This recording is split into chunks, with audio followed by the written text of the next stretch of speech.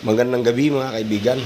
Ito, update ko lang sa inyo. Dumating na yung order natin sa Orion. Second order natin to, fog light. Kasi unang dumating yung headlight naman at yun naman naikabit na natin at so far maganda yung resulta. Ngayon, ito naman ang titingnan ko kung maliwanag din siya. Ayan. I-unbox natin to para makita niyo yung itsura. Nga pala, ito si Orion light. Orion light bulb ito. Hindi ito yung pinaka high end nila na yung mas napakalakas yung Orion Alpha. Pero ito naman yung nire-recommend nila para sa mga Vios. Lalo sa TNVS kasi ang TNVS kasi mahaba talaga yung pag-drive mo sa gabi. So siguro hindi masyadong makonsumo ito sa kuryente, sa battery.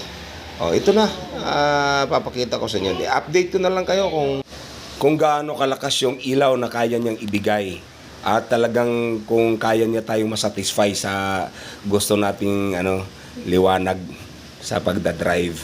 Ayan. Thank you.